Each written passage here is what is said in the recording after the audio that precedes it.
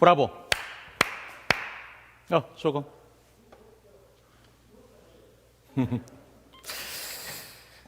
어차피 질 게임도 아니고 형식적으로 하는 겁니다.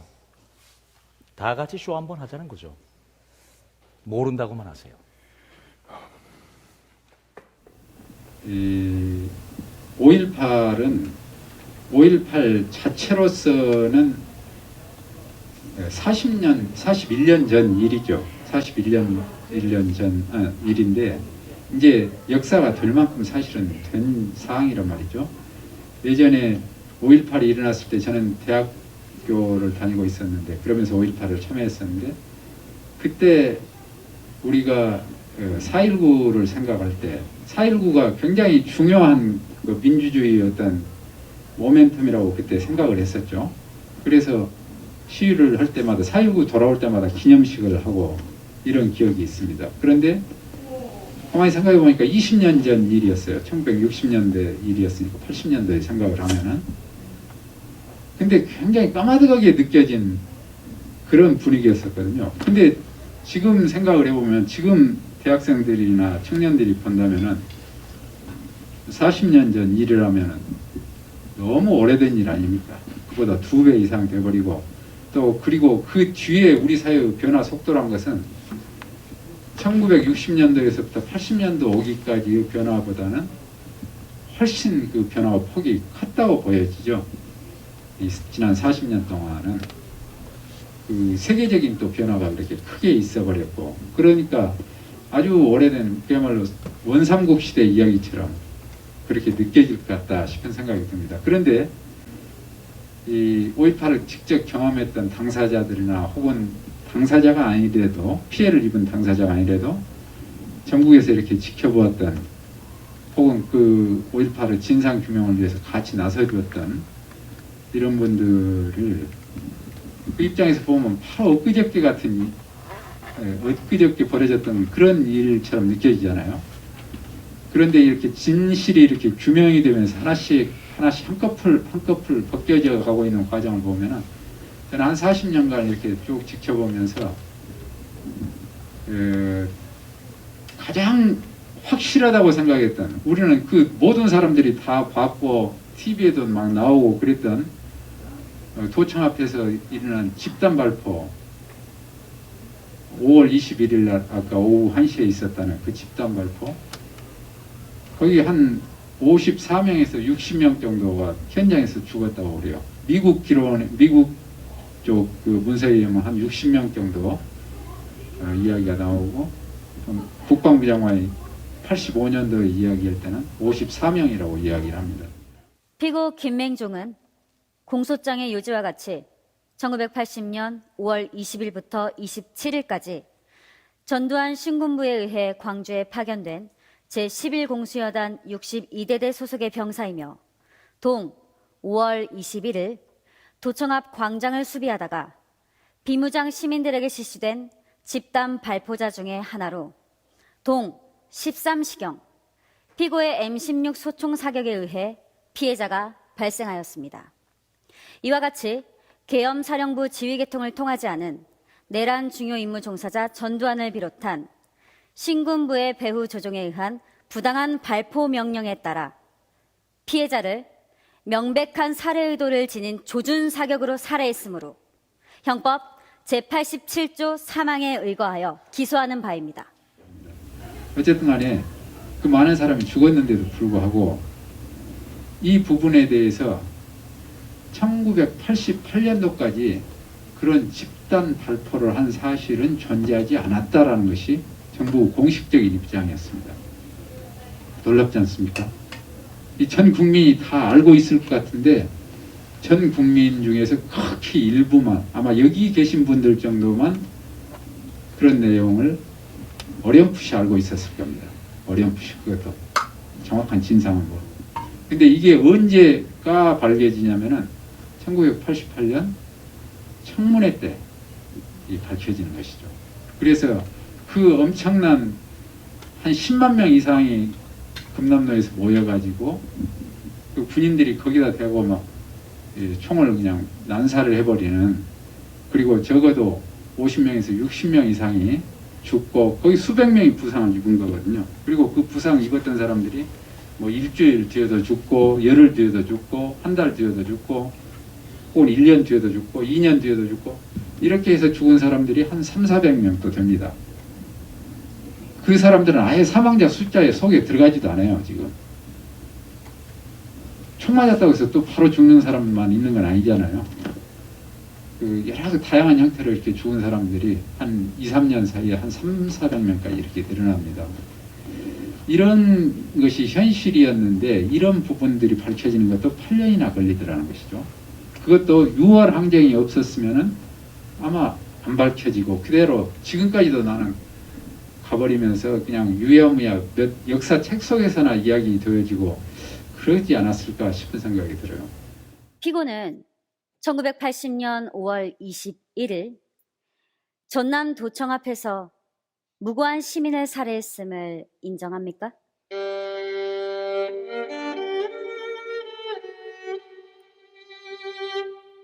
그건 살인이 아닙니다. 도청 앞에서 피고인이 직접 총을 쏘지 않았습니까? 쐈습니다. 당시 총에 맞은 사람을 기억합니까? 예, 기억합니다. 그 사람은 어떻게 되었죠?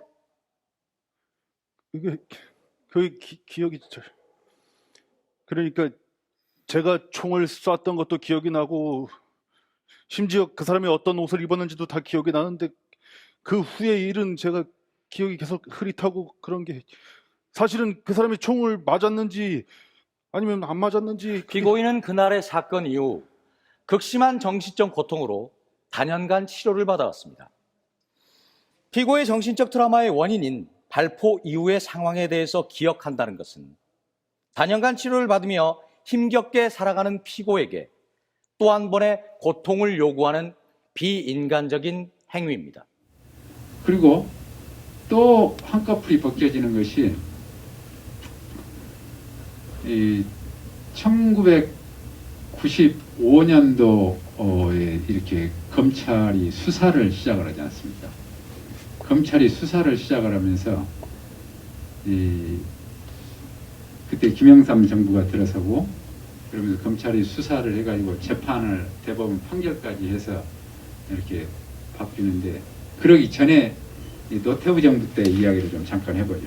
88년도 아까 청문회 그때 밝혀진 것은 집단 발포가 있었다는 사실이 밝혀지고 그때 이 5.18이 민주화운동이라고 이렇게 바뀝니다. 명칭이 민주화운동이라고 바뀌어요. 그 이전에는 뭐였습니까? 5.18은 폭동이었죠. 폭동이었고 내란이었는데 이것이 노태우 정부가 들어서면서 6월 항쟁은 힘이었죠. 그것에 의해서 민주화운동으로 바뀝니다. 그러니까 군 내부에서는 엄청난 멘붕이 생겨버린 겁니다. 그럴 거 아닙니까? 당시 우리의 진압 행위는 정당했다라는 것이 일관된 그런 입장이었는데 이게 갑자기 바뀌어버린 거예요. 그러면 우리는 뭐야? 이 진압을 했던 우리는 뭐야? 이렇게 돼버린 거죠.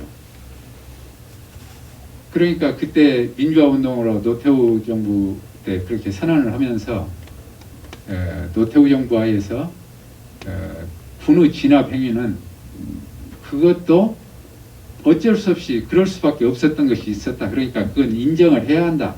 이렇게 해가지고 서로 양시론 혹은 양비론 어쩔 수 없었다. 양쪽에 서로 화해하고 그렇게 가야 한다. 이제 이런 식의 민주화합추진위원회라는 것이 그렇게 해서 만들어진 겁니다. 그렇게 하면서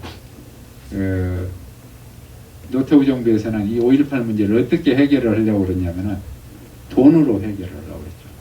물론 이 돈으로 해결하려고 했던 것은 전두환 때도 그 시도를 계속했습니다. 근데 그때는 완강하게 광주에서 거부를 해버렸죠. 이것은 우리는 받을 수가 없다.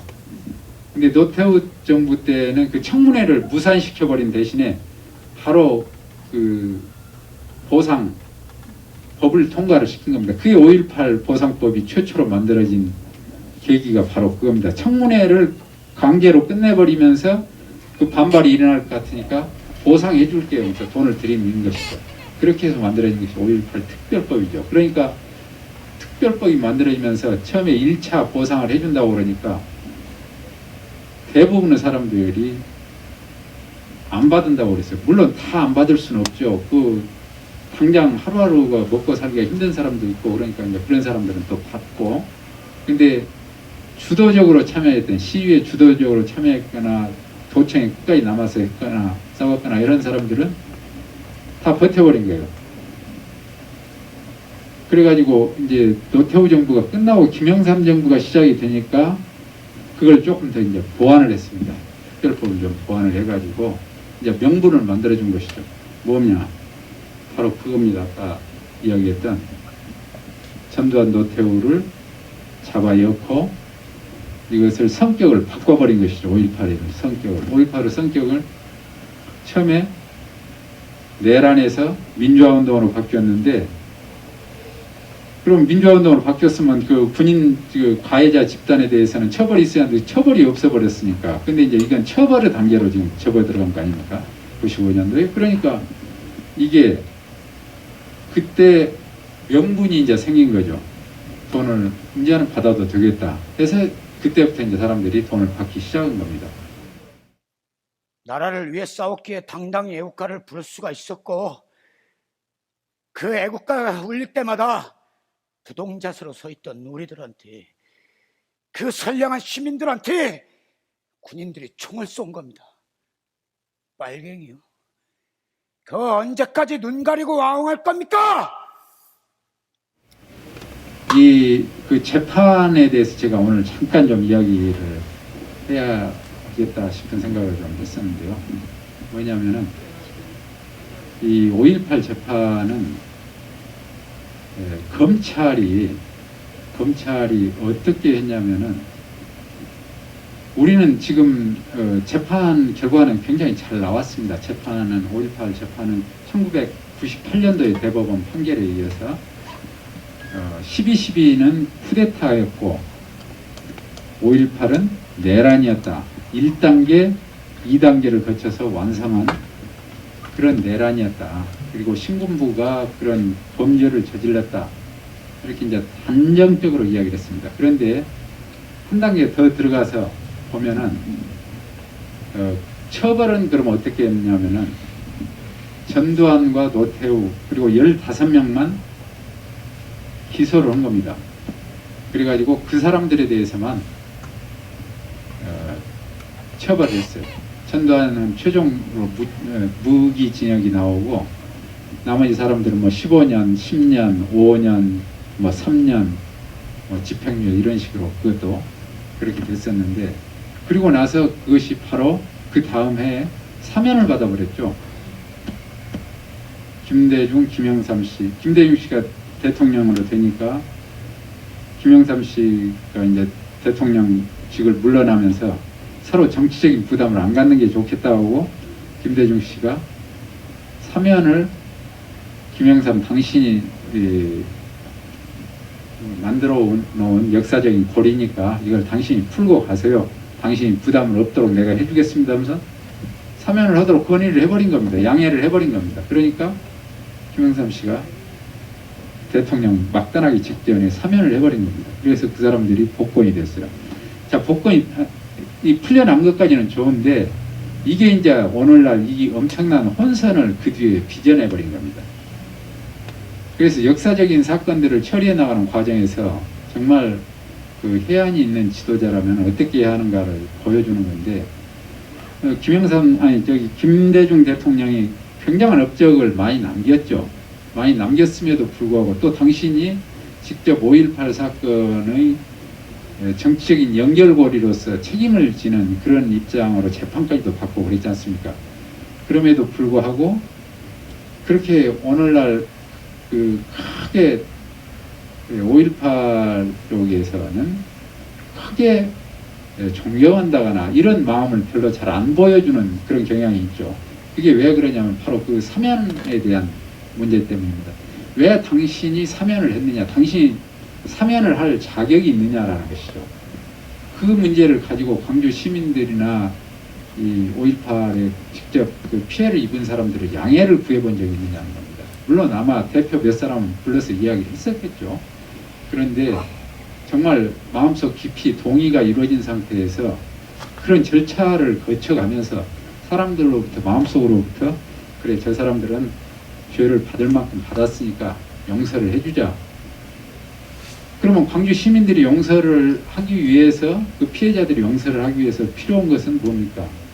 본인들이 잘못했다고 아까 저 영화에서 봤듯이 잘못했다고 진정 어린 사과를 해야 하는 것 아닙니까? 사과를 하면은 좀 시간이 많이 걸리냐 적게 걸리냐는 것은 문제가 아닙니다. 근데 이 사람들은 어떻습니까? 지금도 사과를 하는 게 아니라 오히려 왜 그래? 그러잖아요. 그 기자들이 물어보니까 전두환이한테 물어보니까 재판정에 들어가는 전두환이한테 그러니까 왜 그래? 하면서 이렇게 고개 꼿꼿이 세우고 이런 상황인데 이게 무슨 사과가 될 것이며 무슨 화해가 이루어지겠습니까? 무슨 사면이 이루어질 수가 있겠습니까? 그래서 정치적으로는 그렇게 사면을 받았을지 모르지만은 결코 이 국민들의 대다수로부터는 사면될 수 없는 그런 상황에 처해 있는 것이 오늘의 현실인 것 같습니다. 오늘날 이상하게도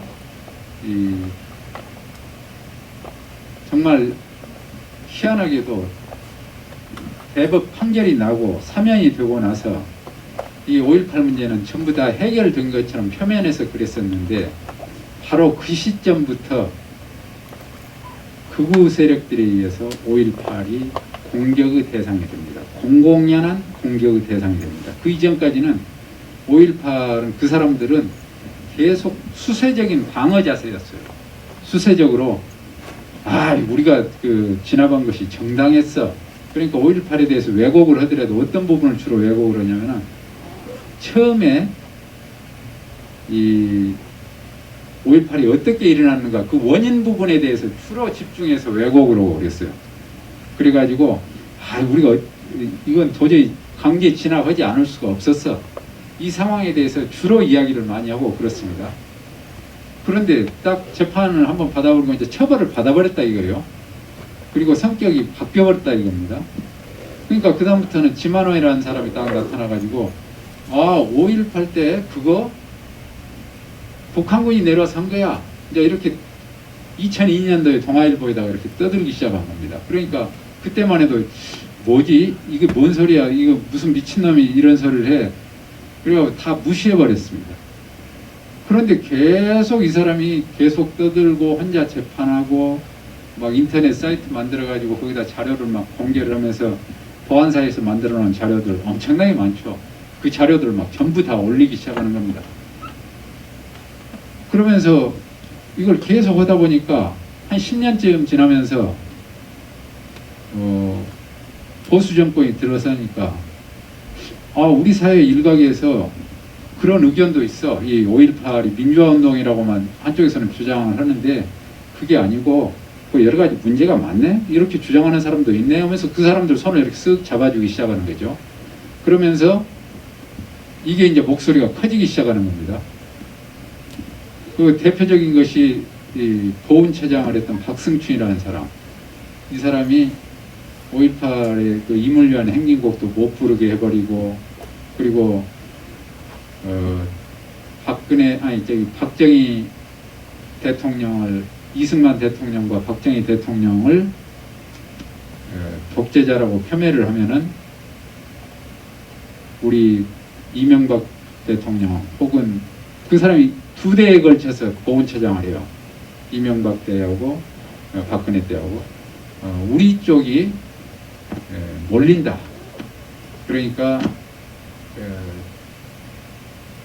그것은 그 역사전쟁이다 하면서 역사전쟁이라는 말을 쓰기 시작하는 겁니다. 그래가지고 이쪽 극우적인 주장을 이렇게 손을 잡아주면서 계속 발언을 할 수 있는 기회들을 공개적으로 만드는 것이죠. 그러다 보니까 지만호이라는 사람이 이제 막 본인 자칭 나는 우리 우익 세력들의 야전 사령관이다. 그래갖고 자칭 이름을 그렇게 붙여가지고 전국을 조지고 하면서 이렇게 돌아다니기 시작한 겁니다. 그게 2013년도 일입니다.